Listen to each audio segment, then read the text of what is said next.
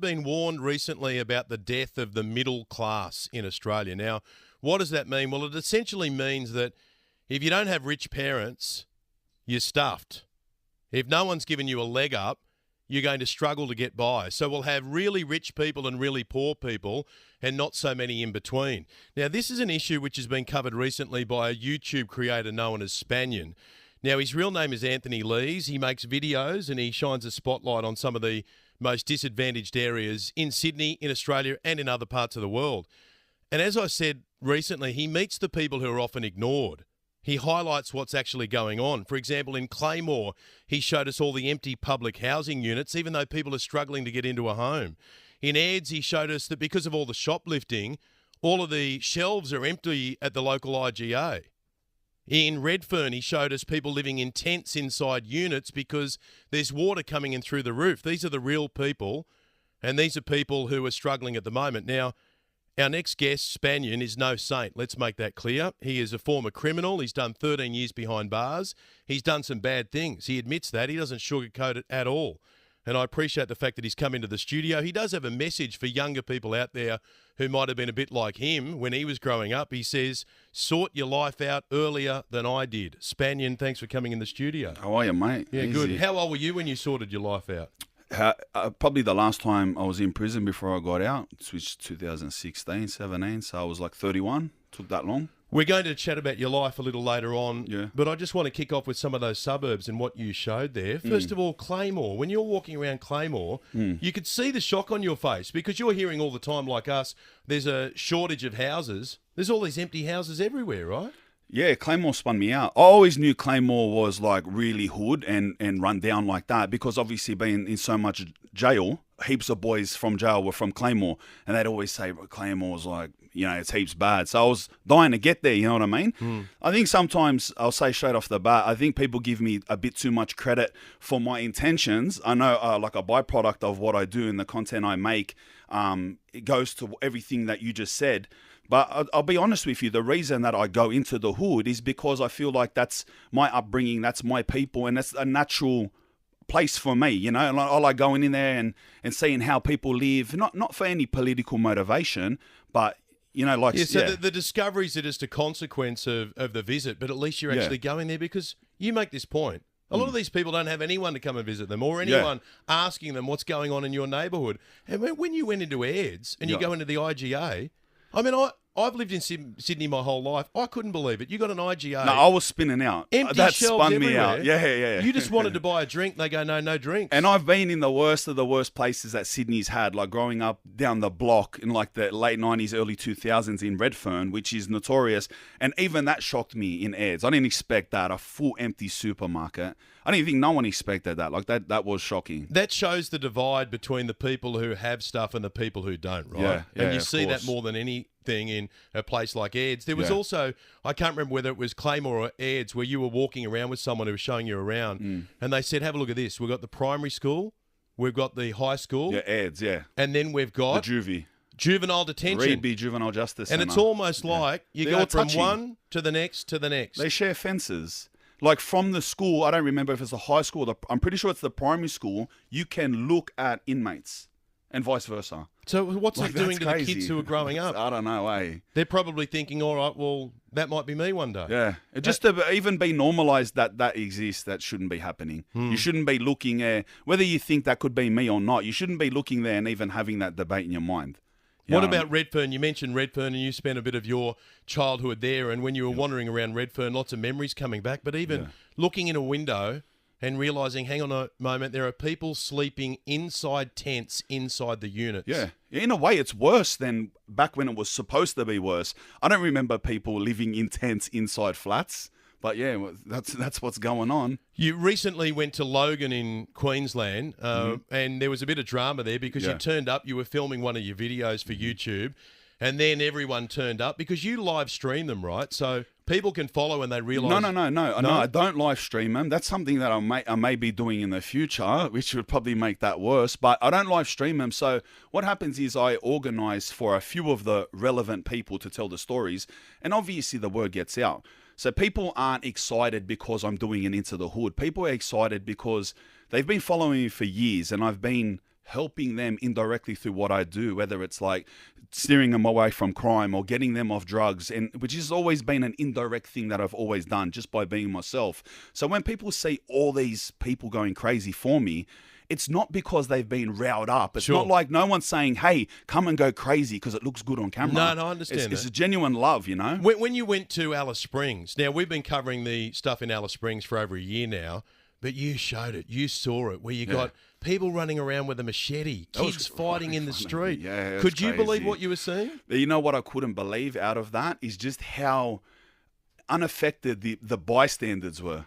The bystanders just, like, I'm watching people get chased with a machete and people are just watching me. And I'm looking at them saying, hey, someone's about to get stabbed. And they're just like, oh, yeah. Because it's normal. It's just so normal.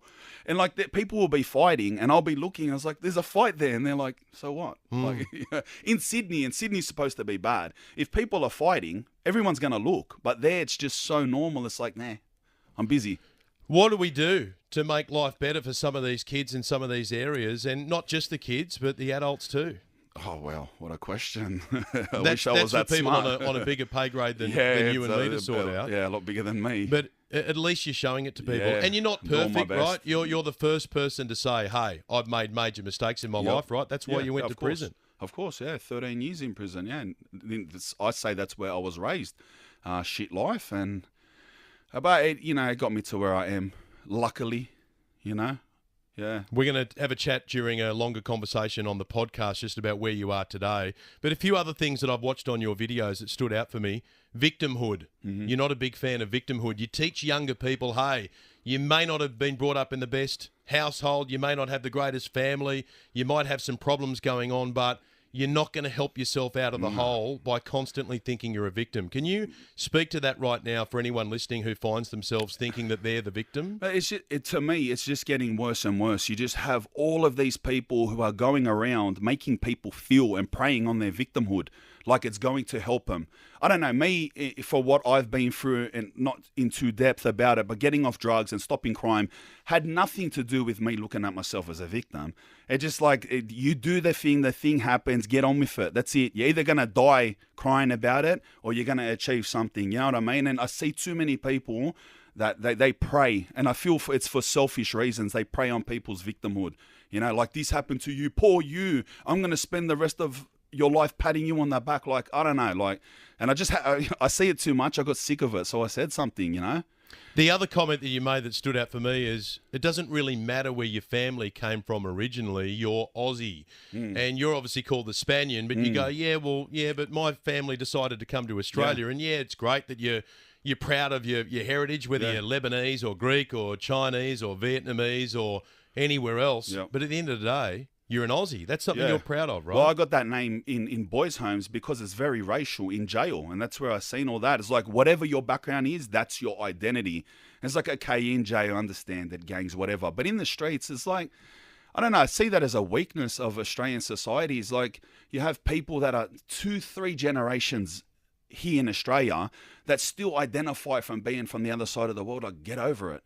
Do you know what I mean? There's a reason that we came here to Australia, because the place that you're identifying from, it ain't that great. Like, there's a reason we're here. Do you know what I mean? So you just got to accept it and understand that we're all, it just takes, I appreciate people's cultural identity and history, but when it's your full identity, it's like, it in my opinion, creates weakness in society. It divides us. So I want to get to know you a little bit better, if I can, for the moment. I'm going to go way back. I want to ask about your mum. Tell me about your mum. My mum? Because I've heard a little bit of your story, and I know that your dad left, right, when you were born. Yeah. I'm going to ask about him as well. But first of all, the impact your mum has had on you. How did she shape you, and how is she? Is she still with us? Yeah. My mum's she works in a women's shelter. She works in welfare, and that's always been her life. She's a good mum, but she was a single mum for me and my brother nearly our whole life. Well, our whole life. She's still single, and she's done her best, and we were on the border of being poor and hanging in there, and she's a hard worker. Definitely not someone who ever condoned crime or was happy that I'd done it, but at the same time, she was definitely normalized to it. She was growing up.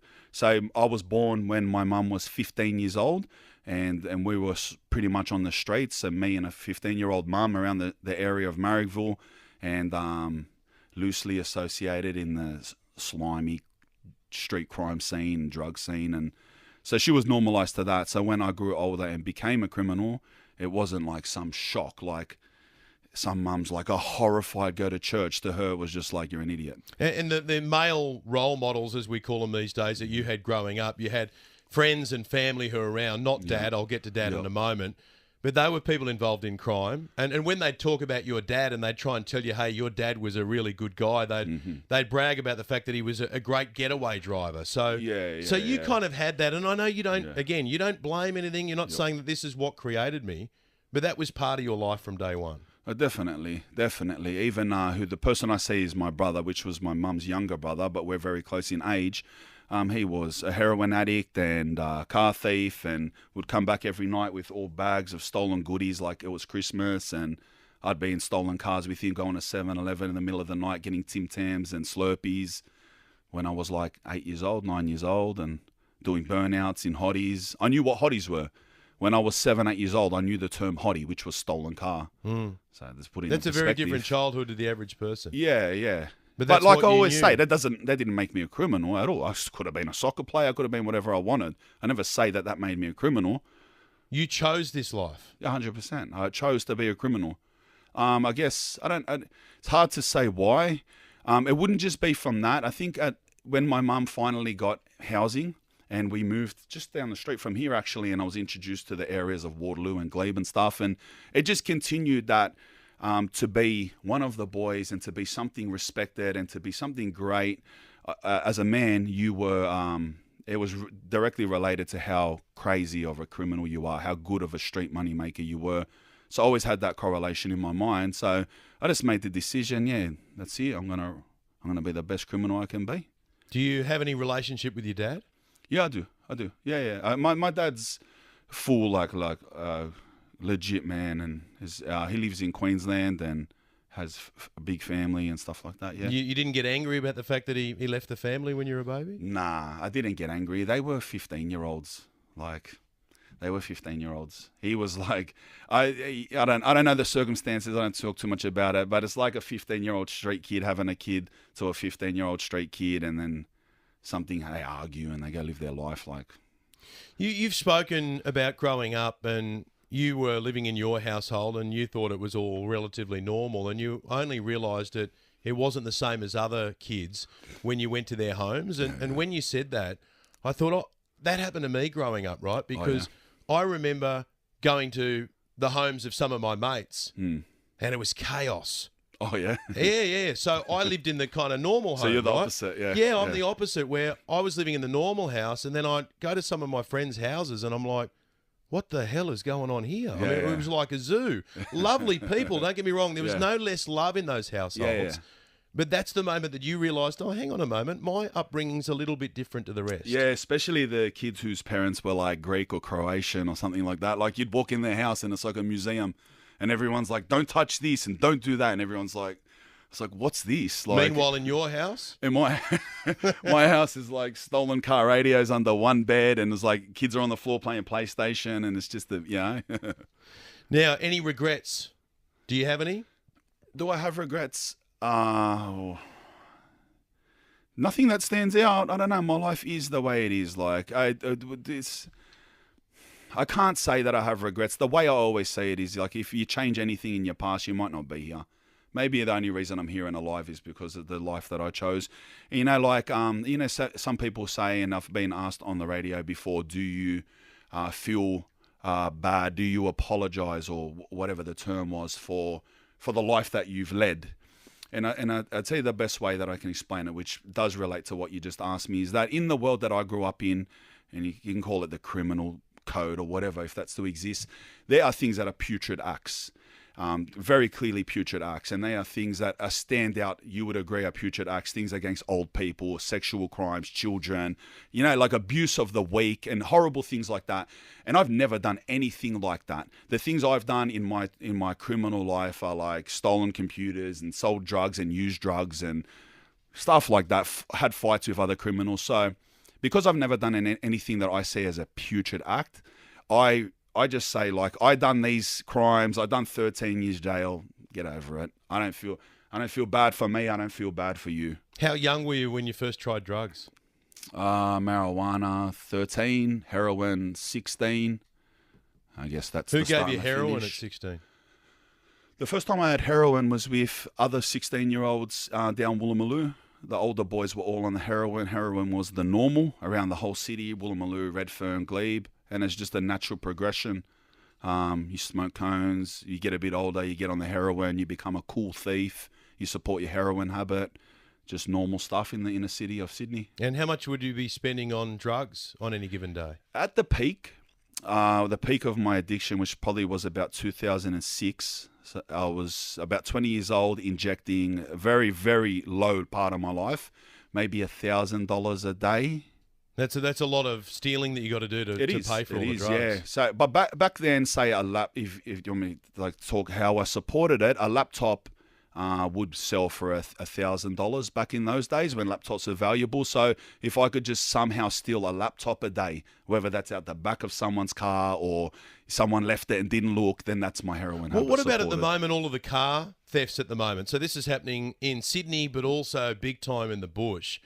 So major increase in car thefts. And a lot of the kids seem to be grabbing the cars, not because they want to steal them and sell them, but they want to drive them around, joyride them, film them, put them on TikTok, and get a name for themselves on social media. Yeah, I heard about this. What do you put that down to? I don't know, eh? And I don't know. That's a very different culture. And I don't believe in blaming one person for someone else's mistake or crime, but is there a chance that they're looking at people like you and the social media profile and whatever and thinking, all right, well, I want to be the next Spanian? I guess everyone can interpret things. I can't sit here and say there's no chance they're doing that. The way you interpret the world is your reality. So there's just as many people could look at me, just as many angry, legitimate people could look at me and say, wait, he's a criminal and he talks about crime and he's famous. This is bullshit. But the same amount of people can look at me and actually listen to what I say, and then those same kids would be like, well, I'm not going to be a dickhead. Even Spanian thinks Gronks do that stuff. It's just how you interpret it, and you got no control over that. I can't get around projecting myself so safely that I may not be misinterpreted. Like, how did you get off the drugs? How I got off the drugs is very unique. One day in prison, 21 years old, Junee Correctional Centre. I was in the peak of my addiction, and I don't know what it is, but one day I just seen myself for what it was. Up until that point, I didn't see myself as a junkie. I see myself as a cool drug user, blah, blah, blah. Long story short, one day I just thought, I'm a full putrid junkie. I'm ugly. I'm poor. I'm sitting in a prison. I'm a criminal that's in jail and I don't even own anything. I'm not even getting out to a car. I've got no ID. Like, this is rubbish. At least, and at the time when I got off drugs, it was fully like selfish reasons. It wasn't some magic thing. I thought, like, if I'm going to be a criminal, at least I'm going to be a cool criminal. At least I want to own something. Like, you've realised as life has gone on that you do miss out on a lot of things. If you're in jail, friends drop off, family drop off, and you just decided, hey, that might have been a part of my life. It's not going to define me for the rest of my life. Yeah, like there's a point of no return when you're just spending your life in jail. Like, there's a certain age you get to, and it's like, if you've wasted your life in jail and around those people, like, what's the point of changing? And I don't know what that age is, but I was like in my early 30s, and I wasted my whole life up until that point. It's just like, that's it. Is this me? Do I die like this? Like, I've done everything in the criminal world. I've done, like, been a junkie at the bottom, and I've been a cool drug dealer that makes money. Like, where do I go from here? Like, is it just an infinite loop? And I thought, nah, like, I would rather be poor and on the streets than go back to jail. It's interesting. When we spoke about you recently, we had messages saying, watching this guy's videos helped me get off drugs, or helped me kick alcohol, or helped me turn my life around. And it's bizarre that they could have all of these well-meaning teachers and doctors and police officers saying, hey, don't do drugs. But it takes a convicted criminal and a former drug addict for the message to get through. How do you get the message through about, hey, listen, at some point, boys and girls, you've got to give the crime, the drugs, and all the other stuff a break. I tell you what it is. It's being relatable.